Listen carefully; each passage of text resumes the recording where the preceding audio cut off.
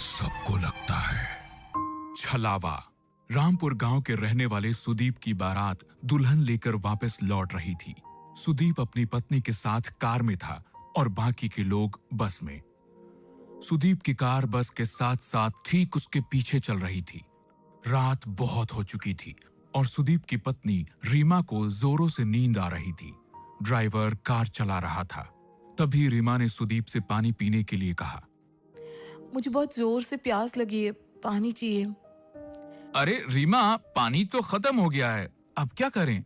गांव पहुंचने में तो अभी काफी देर लगने वाली है। लेकिन इतनी देर प्यासी कैसे रहूंगी?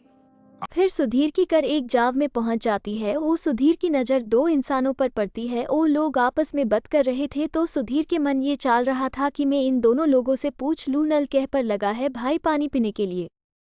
फिर सुधीर अपने ड्राइवर से बोलना है गाड़ी रोको। ड्राइवर बोलता है जी मालिक गाड़ी रोक रहा हूँ मैं। और फिर वो वहाँ पर गाड़ी खड़ा कर देता है। गाड़ी में बैठा सुधीर फिर उन दोनों लोगों कर देखकर बोलना है हेलो भाई हेलो। बार बार आवाज देने के बाद वो दोनों लोग नहीं सुन रहे थे। बहुत ही डरे हुए दिखे रहे थे। ऐसा लगा रहा था कि सोने में भूत देखे लिया था। सुधीर के मन में कुछ ख्याल आने लगता है कि ये दोनों कुछ बोल क्यों नहीं रहे हैं और सुधीर आवाज देता रहता है। वो दोनों वहाँ से चले जाते हैं और कहीं जाकर बात करने लगते हैं। बता देता है कि किस तरह मीना चुड़ैल बन गई और अब वो उसे उसके घर में ही नहीं जाने दे रही और उसका सारा पैसा हड़प कर बैठी है।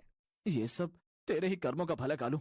अरे अगर तेरे घर में कोई इंसान घुसकर बैठा होता तब शायद मैं तेरी मदद भी कर पाता, पर अब इस चुड़ैल से बचने में मैं तेरी मदद कैसे करूं? ना बाबा ना, मैं तो चला।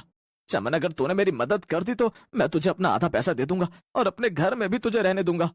क्या सचमुच में? चल ठीक है, फिर मैं करूंगा तेरी मदद, पर अगर मुझे जरा सा भी लगा कि मेरी जान को खतरा है मैं यहाँ से भाग जाऊंगा। ठीक है, मुझे शर्त मंजूर है, तू बस मेरे साथ चल।